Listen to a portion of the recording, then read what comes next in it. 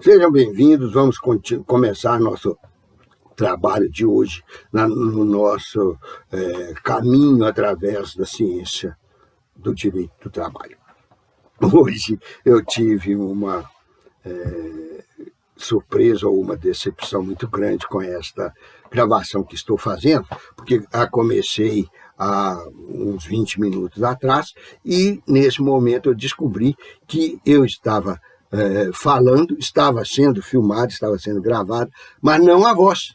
Então vocês estavam vendo a minha cara, felizes, iam ficar felizes de ver o meu rosto sem nenhuma voz. Como isso não é exatamente a minha ambição com essa aula que eu faço para vocês, eu quero que delas vocês tirem estímulos, elementos e saberes para a sua vida profissional de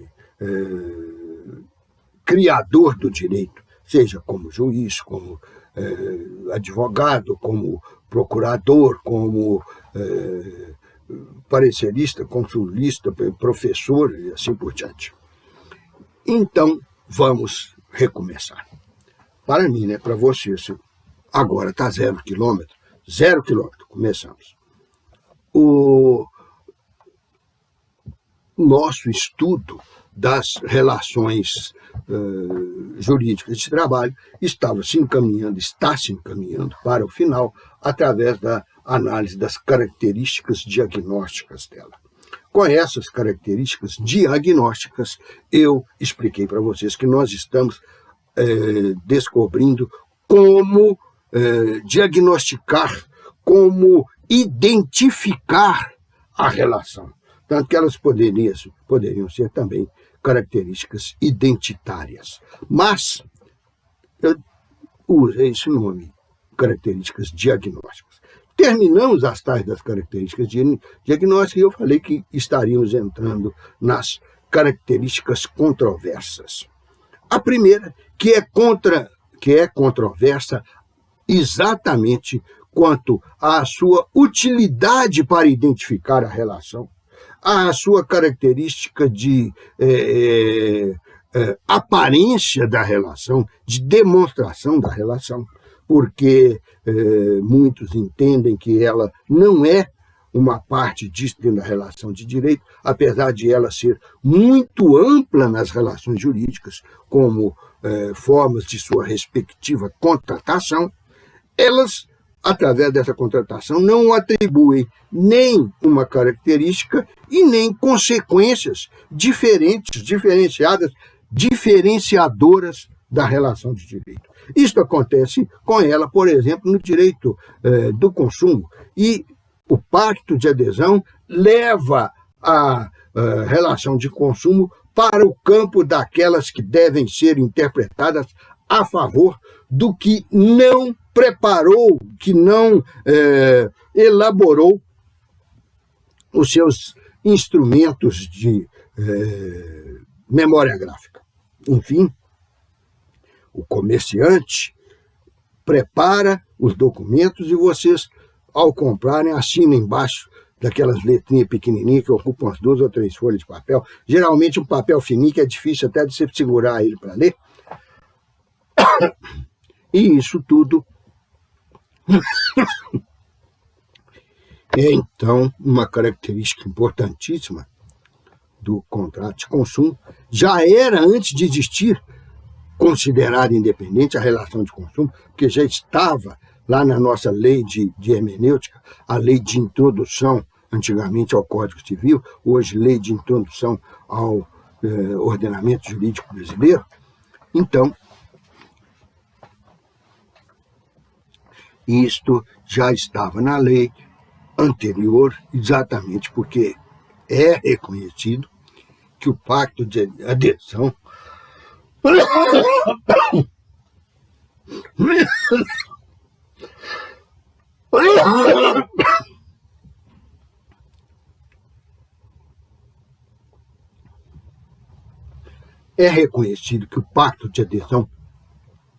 faz parte como característica dessas relações de consumo e leva para elas consequências favorecedoras do comerciante, do empreendedor que está exercendo a mercancia como atividade econômica.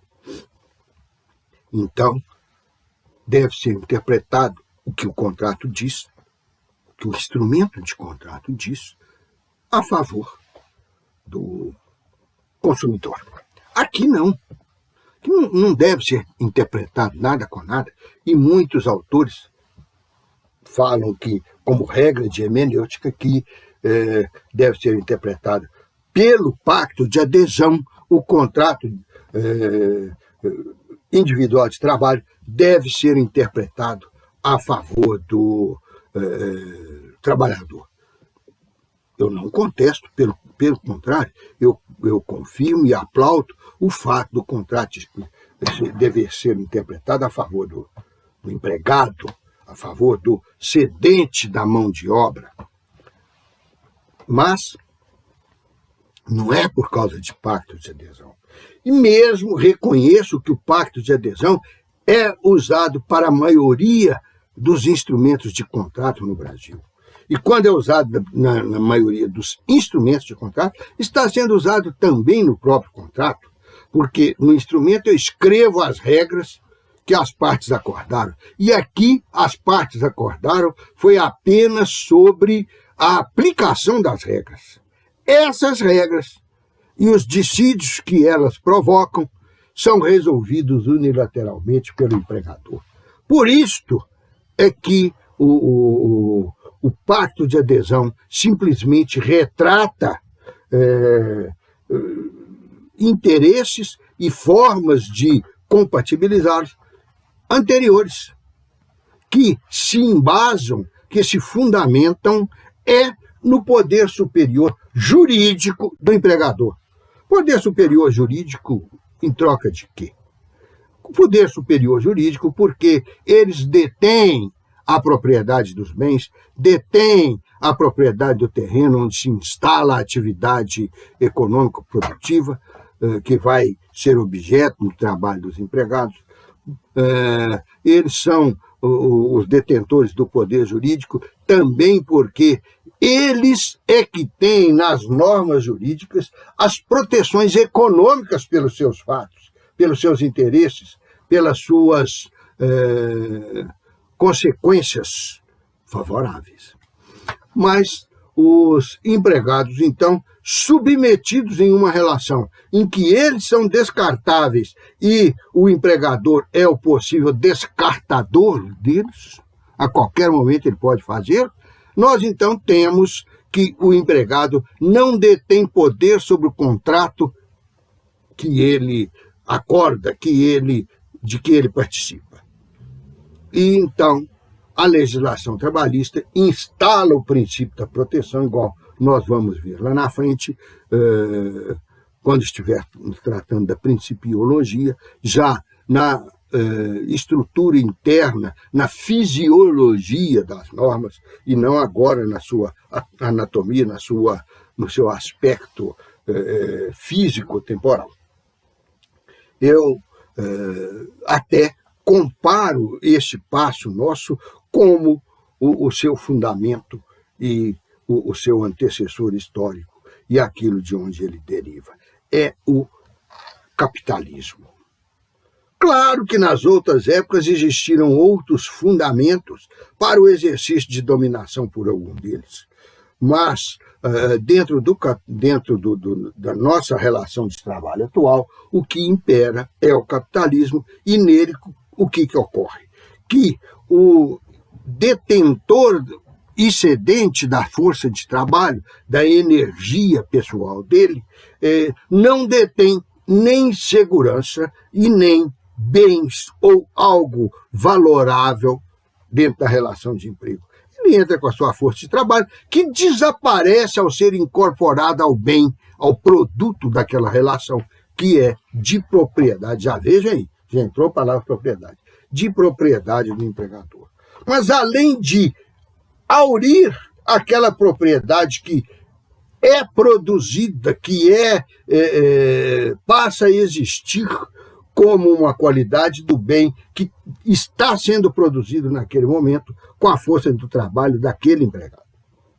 Então, antes desta aplicação da força do trabalho do empregado, não existia bem jurídico correspondente dentro do patrimônio do empregador. Passa a existir a hora que o empregado o ultima, a hora que o empregado termina a aplicação da força de trabalho necessária neste campo de atividade. E, então, a partir desse momento, ela já é do empresário, ela já é do empregador.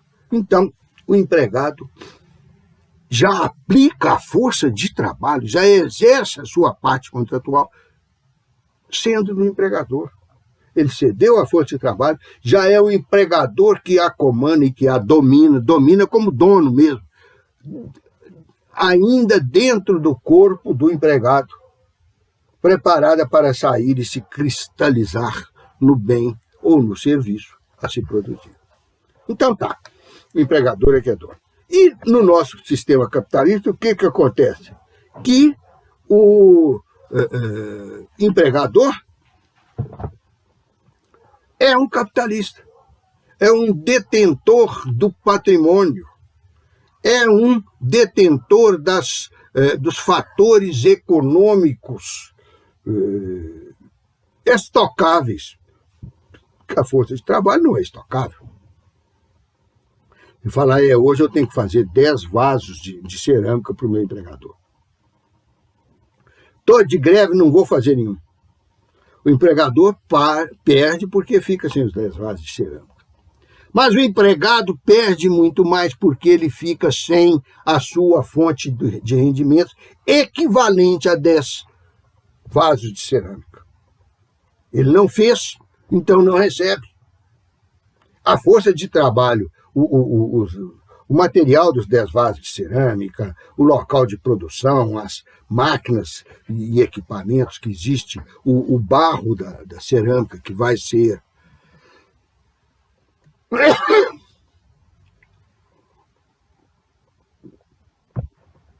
o barro da cerâmica que está lá depositado na fábrica para trabalhar, se tiverem com ele o cuidado necessário para que ele não se perca, para que ele não endureça, ele vai estar lá disponível no dia seguinte.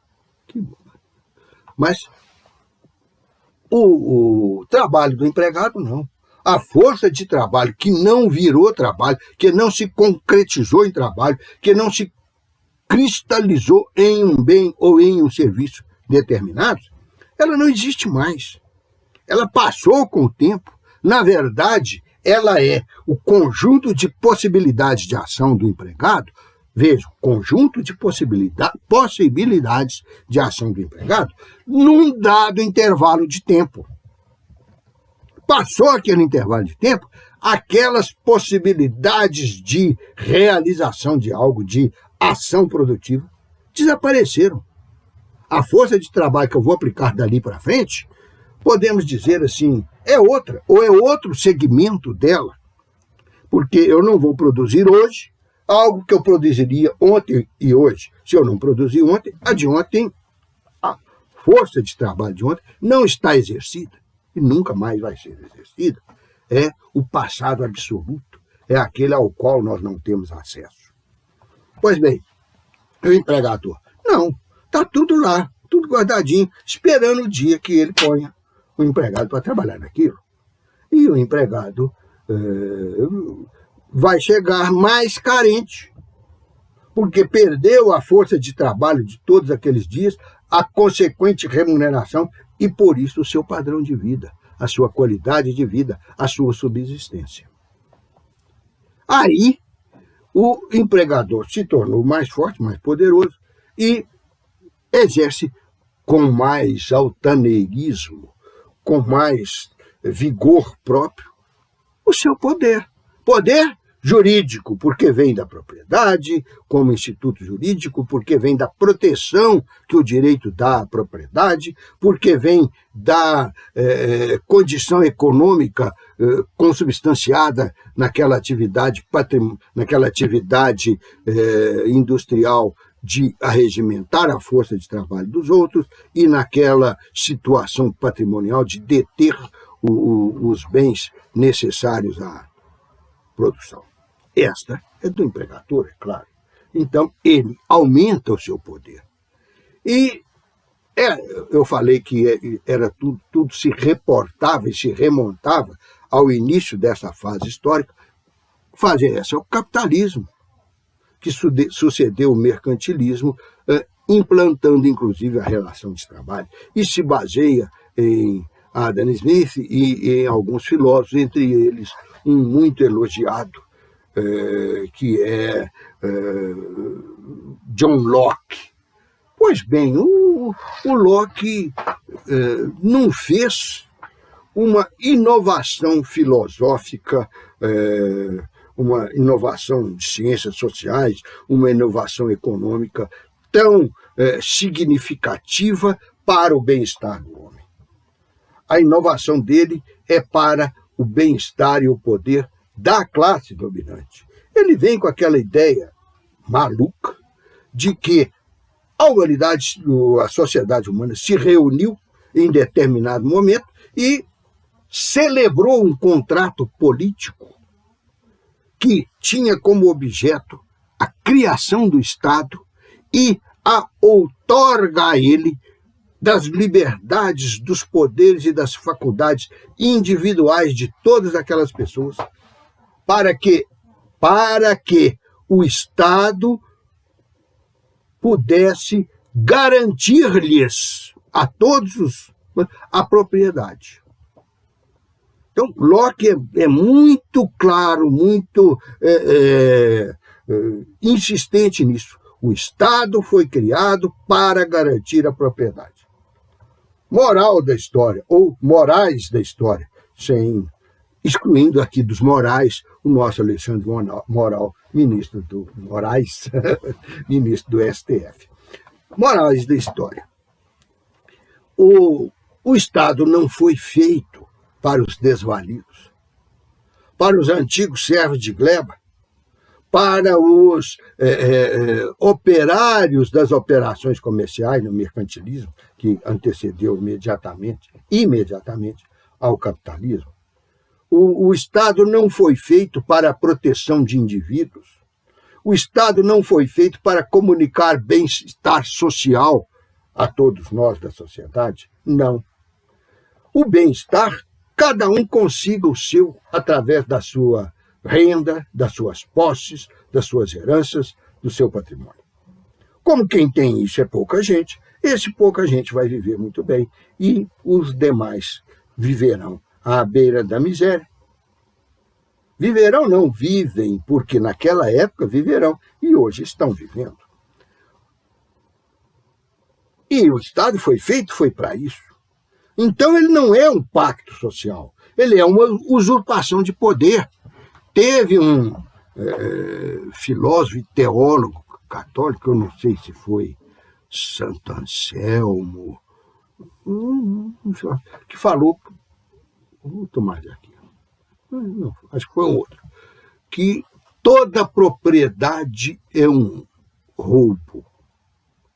Vocês estudaram isso no direito penal, sabem que a diferença entre o roubo e o furto é a presença no roubo da violência física, simbólica ou mental. Existiu uma violência, existiu uma constrição, uma determinada de fora, a formulação da vontade da pessoa. Nós temos, então, a existência da violência que caracteriza o roubo, não o furto. E ele, falando isso, eu não vi a frase no original, não sei se ele falou foi furto ou roubo, mas eu entendo que é roubo, porque partiu de um ato de violência que foi a usurpação e o isolamento de um bem que até aquele momento era da natureza, não tinha propriedade sobre ele, não incidia direitos humanos sobre ele. Direito humano não como os direitos fundamentais do homem, mas direitos de pessoas humanas, que, aliás, são as únicas que têm direito. Então, não incidia sobre a propriedade, consequentemente, ela não tinha uma origem jurídica. Não houve quem a outorgasse para os proprietários. E como isso não foi feito à base de uma repartição de terras, de casas, de palácios e de montes de ouro, não há uma aquisição legítima, uma aquisição justificada desses bens pelo seu proprietário. Por isso. E como é que eles conseguiram? Violentamente, mantendo os outros fora daquele bem e excluindo aquele bem da possibilidade de ser usado pelos outros, de ter utilidade, excluindo a utilidade que ele tem da aplicação na realização dos interesses alheios. Isso é violência simbólica, mas muitas vezes também fática. Com jagunços, com forças armadas, com repressões coletivas e às vezes sanguinolentas, que a pessoa cristalizou a sua propriedade, o seu domínio muito melhor sobre aquele bem. E, então, usa isto para melhor se qualificar na sociedade. Em segundo lugar, para fundar o Estado. Em terceiro lugar, para usar esse Estado a seu favor. Em quarto lugar, para fazer com que o poder, a força e as ordens do Estado sejam elaboradas pelos seus comandados, pelos seus asseclas, pelos seus eleitos, a favor deles, é claro. Então, de um lado está o apossado e do outro lado o desapossado. E esse apossado, então, se apossa também do desapossado, adquirindo-lhe a força de trabalho.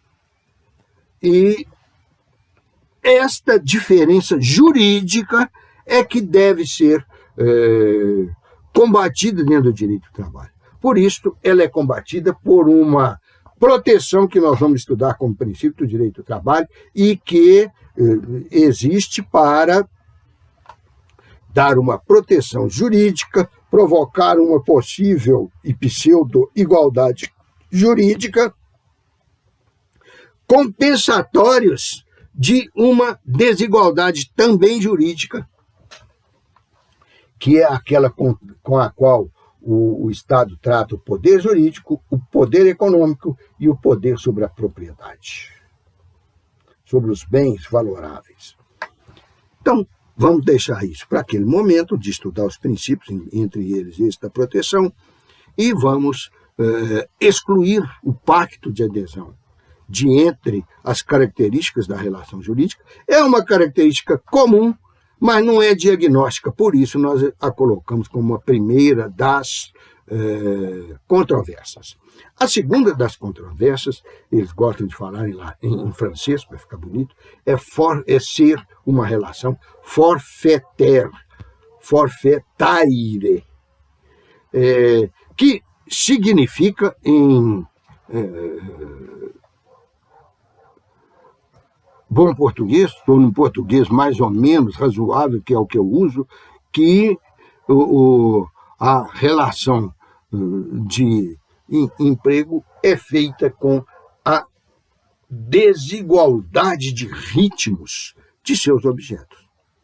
O ritmo do trabalho é temporal, é ao longo do tempo, é ligado ao decurso temporal em que vão se acumulando as jornadas de trabalho. Ao passo que o ritmo do salário é em saltos, ele é esporádico e repetitivo. Então, ele não continua, ele se repete de tempo em tempo. Paga o salário por mês. Então, daí decorre uma característica importantíssima, uma outra característica importantíssima, que é a da garantia. Quem que tem garantia da prestação do outro? empregado que realiza aquela força de trabalho dele, que aplica aquela força de trabalho, e a força de trabalho, como eu disse agora mesmo, desaparece ao se cristalizar no bem, e que faz isso sem ter recebido nada para fazer isso. Ou o empregador que, após receber isso, por um dado intervalo de tempo, vai pagar-lhe o salário que foi contratado como correspondente àquilo, de uma vez só. É claro que quem corre o risco é o empregado, porque se o empregador não pagar o salário, ele está sendo lesado, ele está tendo prejuízo daquela força de trabalho. O empregador é autorizado, inclusive, a alterar momentaneamente as condições do contrato de trabalho, da relação de emprego, ao cortar dias do trabalhador. Ele não trabalhou, eu não pago aquele dia. Então, esse só paga o que ele já recebeu. Consequentemente, ele não corre risco. Ah, mas as férias e o 13º são recebidos adiantadamente. São. Adiantadamente em relação ao seu uso e gozo. Porque eu pago antes da pessoa entrar em férias, eu pago antes das ocasiões de Natal que o 13º salário visa propiciar. Tanto que ele nasceu com o nome de gratificação natalina. Hoje nem é mais natalina e nem é mais gratificação. É o 13º salário. Mas esses dois foram auferidos, foram auridos pelo empregador quando? Quando vende os bens que cristalizam a força de trabalho, ou quando entregou os serviços que cristalizam a força de trabalho do empregado, pelo ano todo. Então, a aquisição do salário de férias, a aquisição do salário do 13º salário, são empreendidas, são realizadas durante todo o ano que se conta, durante os 12 meses que se contam, para chegar na ocasião de seu pagamento. Então, eles são, repetindo, adiantados apenas em relação ao seu exercício, não à aquisição do seu direito e à aquisição do seu dinheiro pelo empregador. Então, tanto que eles são contados em duodécimos. Quando vai pagar proporcional, a proporcionalidade é por duodécimos. Por quê? Porque cada pedacinho cada um dos 12 pedaços anuais daquele 13º salário ou daquelas férias foi adquirido quando o trabalhador cedeu um mês de força de trabalho e o empregador guardou o valor correspondente, o que ele ganhou naquele duodécimo de tempo, através da apropriação da força de trabalho. Então, o empregador nunca corre risco dentro da relação de emprego. O empregado corre risco sempre. E, por isso, vamos voltar à noção do forfaitaire. O trabalho não tem uma continuidade, o pagamento não tem uma continuidade no tempo, e todos dois são pagos em ocasiões especiais. A ocasião especial da cessão da força de trabalho é dia a dia sendo prestada, sendo cedida à força de trabalho durante a chamada jornada. E a ocasião especial do salário é, como eu já disse em aulas anteriores, até o 5º dia útil após o vencimento do mês trabalhado. Quer dizer, é até 5 dias úteis, mais um sábado, um domingo já vai para 7, mais um feriado já vai para 8, vai emenda com o outro fim de semana, vai para 9 ou 10. Cai lá pelos 10 dias, às vezes é antes, mas com essa simulação de cálculo que eu fiz, pode ir até lá pelo 10º dia. Mês de maio, por exemplo, se o sábado e o domingo cair na segunda e na terça, eu tenho sábado e domingo cair na segunda e na terça, só se for no calendário lunar, né? Ou melhor, lunático. Mas o sábado e o domingo caem no dia 2 e 3. O dia 1º de maio é feriado, dia do trabalho, onde não se trabalha. Depois vem o sábado, depois vem o domingo, 3 dias. Aí vem o primeiro dia útil, que já é na quarta-feira. Quarta é o primeiro dia útil, quinta é o segundo dia útil, sexta é o terceiro dia útil. Aí vem sábado e domingo de novo, que não se conta. Eu vou receber no 9º dia do mês. O empregador é obrigado a pagar no 9º dia do mês. Mas, então, fechada essa questão do risco, vamos voltar à noção inicial do forfaitaire. Ele se refere à desvinculação dos ritmos das duas prestações principais ou das duas obrigações principais do contrato individual de trabalho. A cessão da força de trabalho e o salário, colocando aqui na ordem cronológica em que elas se processam. Encerramos essa parte. Então, podemos passar a... E por que ela é discutível? Por que ela é contestável? Por que ela é polêmica? Porque qual é o resultado disso? Qual é o efeito disso? Qual é a vantagem que disso se tira? Tudo é para o empregador. Ele tem mais tempo para pagar, ele fica plenamente garantido e ele acumula os resultados positivos que a cessão da força de trabalho do empregado gera. Então, o empregado não acumula nem os resultados positivos da aplicação da sua força de trabalho. Então, vejam que eles são unilaterais para o empregador. Por isso, o forfaitaire é uma fonte polêmica, uma fonte controversa. E agora vamos ver as duas últimas fontes controversas para encerrarmos a aula de hoje e para vocês terem esse quadro completo, poder não só diagnosticar a relação de emprego com aquelas 6 primeiras características da relação de trabalho, mas para vocês verem também o mecanismo inicial dela, a engrenagem inicial e tal, que depois nós vamos entrar na parte que podemos dizer, como eu já falei, fisiológica dela. Como é que ela funciona?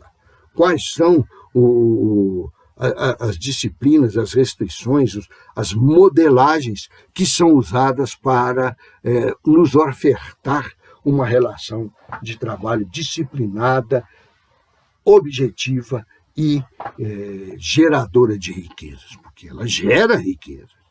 Mesmo que o empregado passe fome com toda a sua família, a força de trabalho aplicada dentro da relação de emprego está gerando riqueza.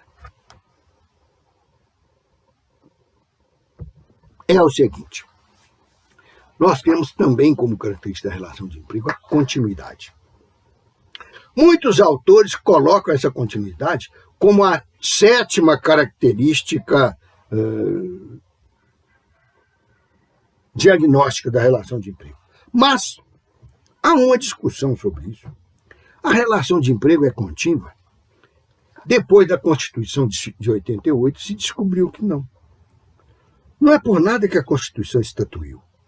É que lá no corpo da Constituição, num dos incisos lá do artigo 7º, fala que a jornada de trabalho será reduzida para 6 horas, de 8 para 6 horas, quando esse trabalho for prestado, for entregue ao empregador, através de a indústria, for entregue ao empreendimento laboral, através de turnos de revezamento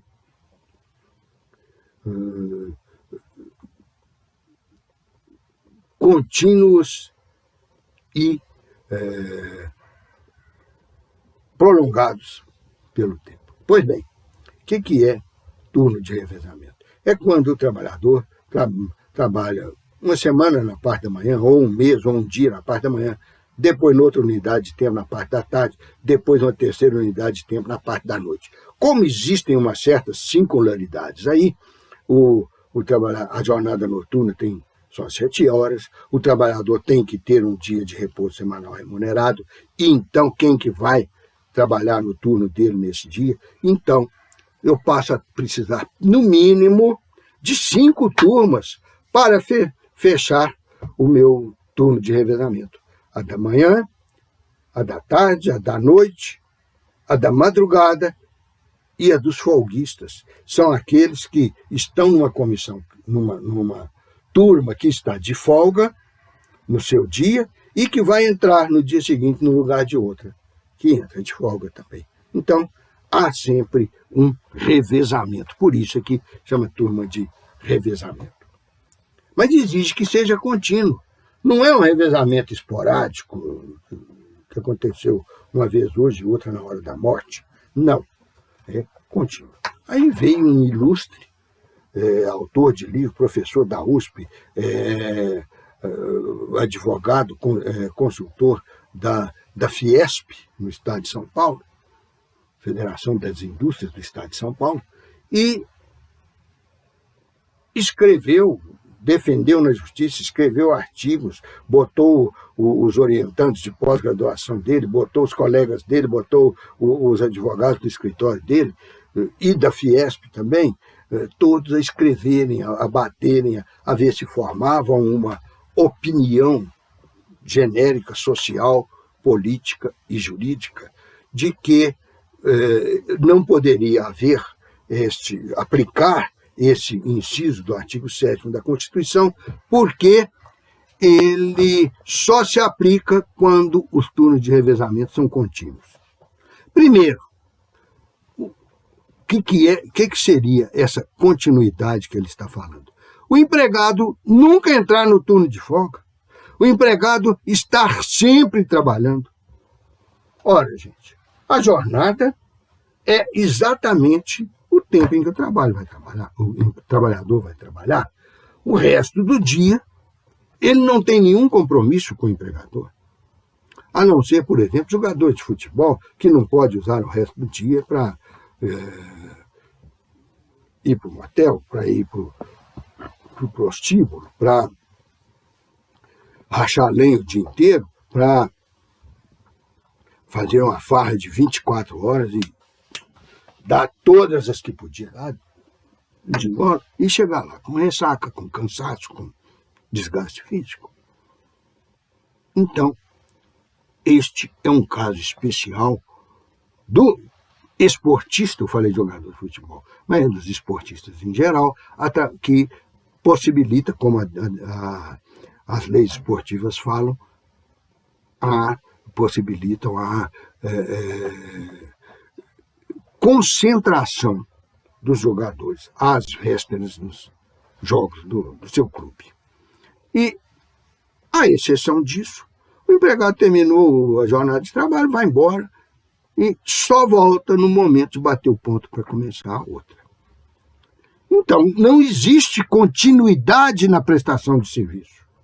Não existe continuidade na cessão da força de trabalho. E ninguém teria condições físicas e psicológicas em sua vida de exercer um trabalho que não se interrompesse, que não tivesse interrupções. Vocês sabem muito bem, pense numa pessoa trabalhando 24 horas por dia, 7 dias por semana. Vão tirar daí um dia de repouso semanal remunerado. Esse único dia vai ser suficiente para ele trabalhar 6 vezes 24, 144 horas por semana? É completamente irracional e ilógico. E não vem isso do direito do trabalho, não. O direito do trabalho está sempre respeitando o que ele só tem que respeitar, porque ele não pode ser contra. Como disse Napoleão Bonaparte, eu só tenho uma senhora que é implacável e não admite que eu dela fuja. É a natureza das coisas. Pois bem, o ser humano, vamos colocar na condição mais baixa possível, condição de coisa. O ser humano, como coisa, faz parte da sua natureza se desgastar e, por isso, ter necessidade de interrupções na cessão da sua força de trabalho. Então, essa ideia desse moço, vocês querem o nome, é um daqueles que eu falei que não convinha comprar o livro dele, porque ele era mais realista do que o rei. Ele previa condições favoráveis ao empregador, que nem o próprio empregador imagina, porque nem o próprio empregador, ou seus gerentes, ou seus mestres de obras, ou seus diretores, vão ter condições de ficar na empresa 24 horas por dia para fiscalizar o serviço do empregado. Então, esse autor perdeu todas na justiça, deu prejuízo para os empregadores que tiveram que pagar a verba acrescida de juros, correção monetária, multa para a justiça porque foi salário retido, custas processuais, honorários. Honorários não vence na Justiça do Trabalho. Vence sim, quando as reclamações são propostas pelos sindicatos, os advogados dos sindicatos têm direito aos honorários. Então ele fez os empregadores perderem tudo isso por querer beneficiá-los demais. Esse senhor é o Otávio Bueno Magalhães. Mas então, continuando na nossa visão da continuidade, o que é a continuidade? Eu até preferia dar outro nome para ela, chamá-la de duração, chamá-la de prolongamento no tempo, prolongamento temporal, chamá-la de trabalho repetitivo.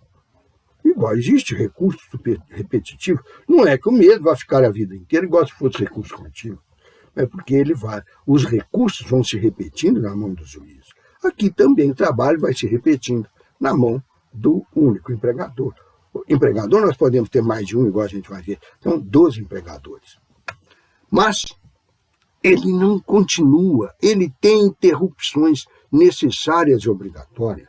Eu falei agora mesmo das férias, as férias são uma, o término da jornada é outro, o dia de repouso semanal remunerado é outro, os feriados e dias santos reconhecidos pela legislação são outros. Só aqui eu mostrei 4 origens, 4 fundamentos de interrupção da cessão da força de trabalho, quer dizer, do trabalho propriamente dito. Então, a continuidade não é uma continuidade. A continuidade é uma extensão repetitiva dos períodos de cessão da força de trabalho. Mas não existe outro nome, porque esse é que já se consagrou, tanto que a legislação dos domésticos já fala em continuidade. Isso não tinha se presenciado em nenhuma lei anterior. Na dos domésticos veio esse termo, continuidade, como característica da relação de trabalho doméstico. Só que na relação de trabalho doméstico tem uma justificativa um pouquinho maior para esta relação, porque o trabalho doméstico ele não pode se interromper durante a semana. O trabalho de menos de 3 dias, quer dizer, de 1 ou 2 dias, na casa de um determinado tomador de serviço, não é o trabalho doméstico empregatício, é trabalho doméstico autônomo. São as chamadas diaristas. Esse nome foi adotado há uns 10 ou 15 anos atrás, talvez um pouco mais, por causa de uma série, uma minissérie, não, uma série da Rede Globo, que se chamava A Diarista. Aí o nome pegou.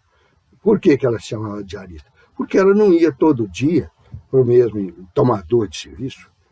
Cada dia ela aparecia numa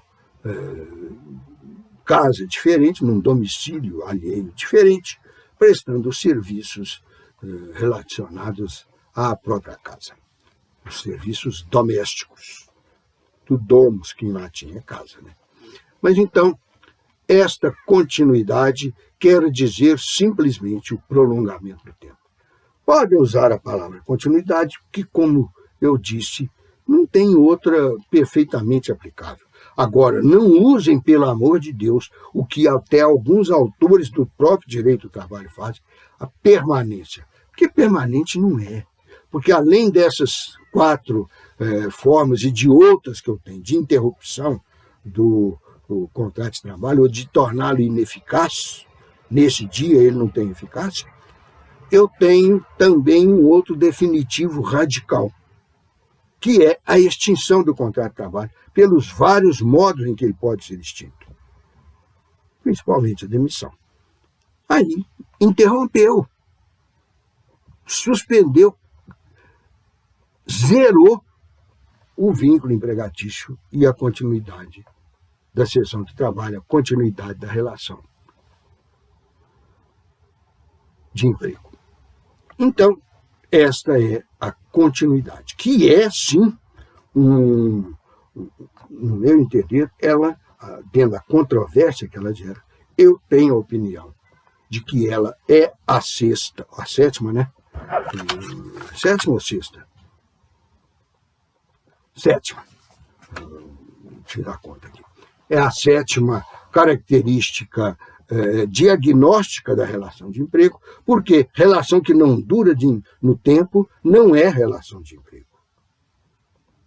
Eu trabalhar um dia para a pessoa não me faz empregado dele. Nem no caso de doméstico eu posso trabalhar 2 dias por semana sem me tornar empregado dele. Mas se eu trabalho ao longo do tempo, continuamente, como fala essa regra, teve um professor aqui da casa, de quando eu era estudante, quer dizer, há mais de 50 anos, que esse ano eu estou fazendo 50 anos de formado, que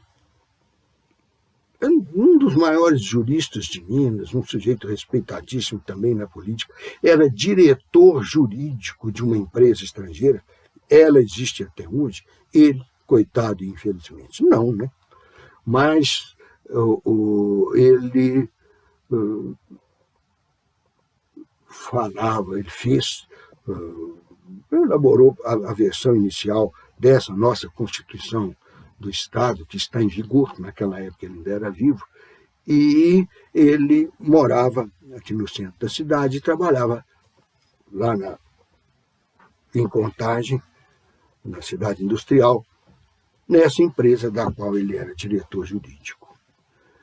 E quando ele chegava em casa, à noite, ou para almoçar, ou ia passar o fim de semana e tal, ele tirava o carro, punha na rua e entrava. Um lavador de carro que ficava lá na rua já tinha combinado com ele e já sabia que aquele carro estava ali, era para ser lavado. E lavava o carro. O dia que precisava, ele dava uma lavação completa. Ele mesmo avaliava. O dia que precisava, ele dava só uma limpeza, e limpava por dentro, e desempoeirava e tal. Fazia aquilo diariamente. O dia que o empregador não, desculpe, não era. Não se sentia. O dia que o professor chegava e que ia sair rápido, ou que por qualquer outro motivo não queria que lavasse o carro, fulano, lava hoje não, que meu filho vai sair nele agora. Lava hoje não, que eu vou precisar dele daqui 15 minutos. Um trem assim. E foi passando anos e anos daquela maneira. Um dia ele dispensou o cara. Com certeza instalaram algum lava-jato ali na porta, perto da casa dele. Eu sei lá o que foi, ele dispensou o cara. Ou o cara brigou com ele e saiu. Não sei qual o motivo disso. Sei que o cara entrou na Justiça do Trabalho pedindo reconhecimento do vínculo empregatício.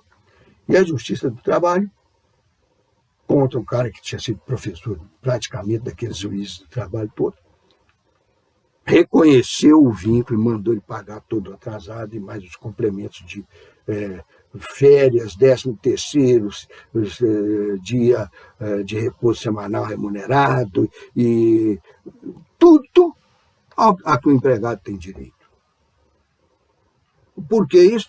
Porque a Justiça do Trabalho entendeu que existiram essas 7 razões: a subordinação, a contratualidade, que um falava para o outro, lava, eu vim te pagar. Estes são atos que mostram que ele está respeitando algo que eles criaram, algo que existia entre eles, que é o contrato de trabalho e que é a relação de emprego. Pois bem, ele teve que pagar tudo da chamada relação de emprego, porque eu já tinha falado na continuidade, né? Continuidade, subordinação, onerosidade, reciprocidade, comutatividade, bilateralidade e contratualidade. Eu devia ter deixado esta característica para falar, por último, que a hora que eu listasse essas coisas que a Justiça do Trabalho encontrou na convivência, na relação entre o professor e o lavador de carro, eu já estaria fazendo o apanhado de todas elas. Mas daqui a pouquinho, a hora que eu explicar a última, eu volto e falo isso de novo. A última chama-se alteridade. Vem de alter, que significa uma característica, uma possibilidade de vida do outro. Então, o que pode ser essa característica ou possibilidade? Vamos ver dentro da relação de emprego. Uma delas é relativa ao objeto prometido, quer dizer, a obrigação do empregado. Ele se obriga a entregar para o empregador a sua força de trabalho, consubstanciada no bem, no produto ou no serviço que ele produziu para o empregado. É a primeira noção de alteridade. Eu transferi ao outro a riqueza que eu produzi. Em segundo lugar, nós temos a alteridade também se aplicando à consciência, à liberdade, à pessoa do empregado. Ele entregou o comando disto, ele entregou a direção de si próprio, da sua personalidade, ao empregador, através da subordinação. E, em terceiro lugar, nós temos também a alteridade da obrigação do empregador, do salário. O salário faz com que o empregado ganhe, não é o que ele produziu, é a sua expressão monetária, é o seu valor em dinheiro ou em coisas, no chamado salário in natura. Então, essa alteridade não precisa de ficar com muita explicação. Ela já diz aquilo que eu falei quando eu mencionei a proteção e disse que ela era consequência do desnivelamento lá atribuído ao pacto de adesão, e que não é atribuída a essa desigualdade que essa alteridade mostra. Nós temos duas posições jurídicas diferentes. O empregador tem mais garantias jurídicas, muito mais, do que o empregado, que não tem garantia sequer sobre a contraprestação do outro lado. Garantia fática. Então, terminamos a nossa listagem de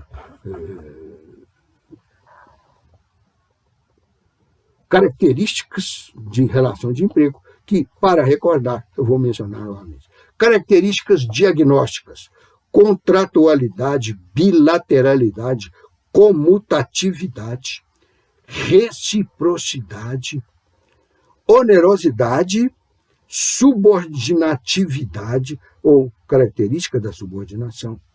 E aí, para completar as 7 diagnósticas, a continuidade, a prolongamento no tempo. Depois vem as controvérsias, o pacto de adesão, a forfaitaire e a alteridade. Encerramos essa parte. Está na hora de chutarmos a nossa bola no nosso próximo campo. E qual que é este nosso próximo campo? Um momentinho só.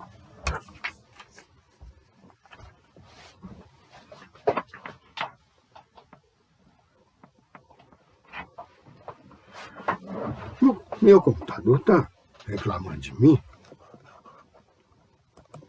Está querendo parar de trabalhar. Ele acha que terminou a jornada dele. Eu tive que ir ali dar um cutucão, uma tomada. Mas então,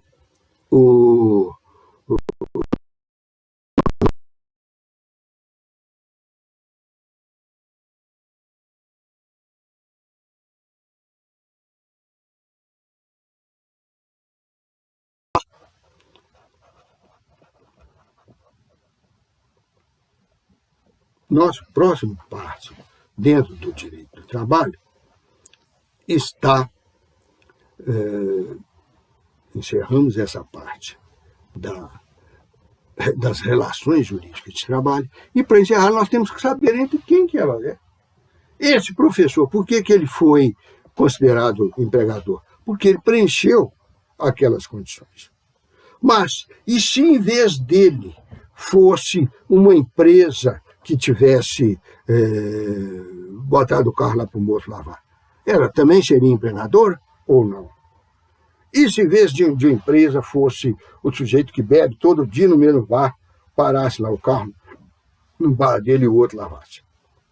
Este, que não estava exercendo atividades econômicas fora, pelo caso contrário, estava tratando era do seu lazer pessoal, ele também ia configurar o empregador.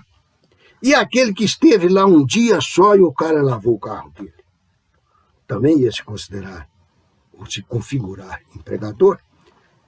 Nós precisamos de ter, então, uma ideia que nos faça também diagnosticar o empregador e o empregado.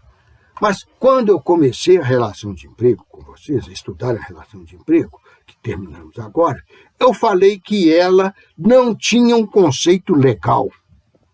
Eu até tenho um conceito legal de relação de emprego, mas é da relação empregatícia do empregado doméstico. É aquela que eu falei para vocês agora mesmo, que a lei do empregado doméstico fala que ela fala que a relação de emprego tem como característica diagnóstica a continuidade.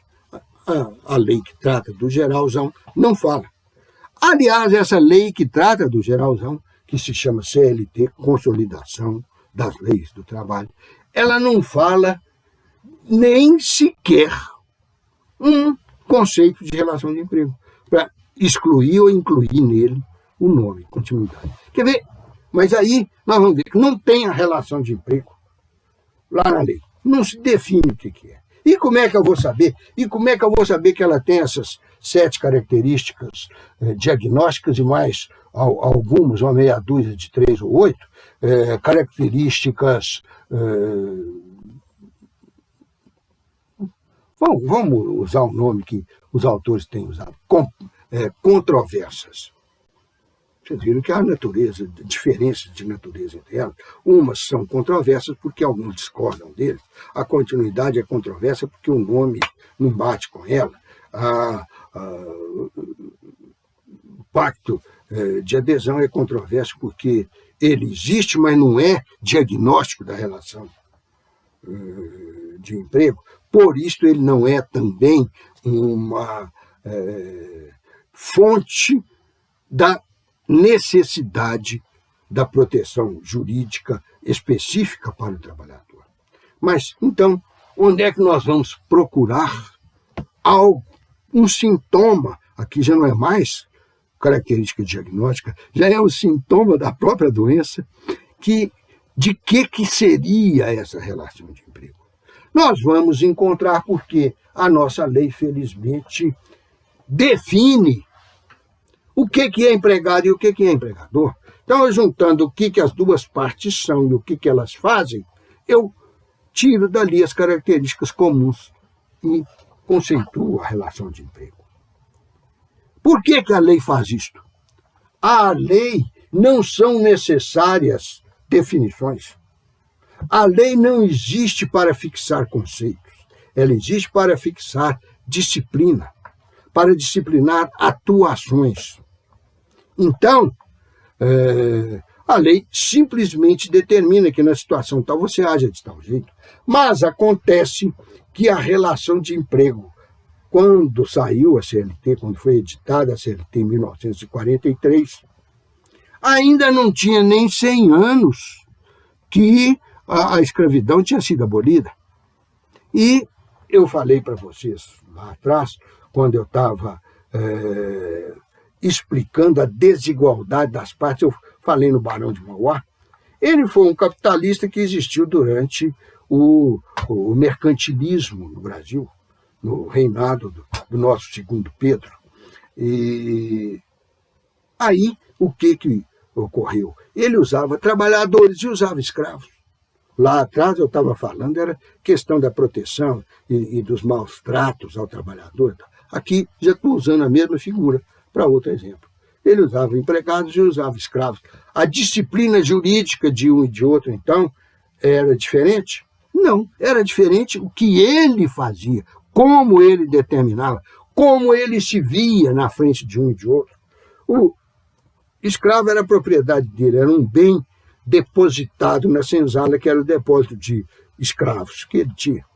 E os empregados, na hora que terminava a função que os escravos iam para a senzala, eles iam embora para a casa deles, ou para onde eles quer que conseguissem morar, nem que fosse debaixo da marquise, se bem que naquela época usava-se pouca marquise, né? Segundo Império. Mas então, não havia um direito do trabalho para se basear, para incidir sobre uma relação de emprego. Os contratos de trabalho eram tratados pelo direito civil ainda, e por isso não havia nada o que conceituar. Então, o que a lei teve que fazer para falar, este aqui é empregado? Conceituá-los. O que a lei teve que fazer para falar, este aqui é empregador? Conceituá-los. Querem ver?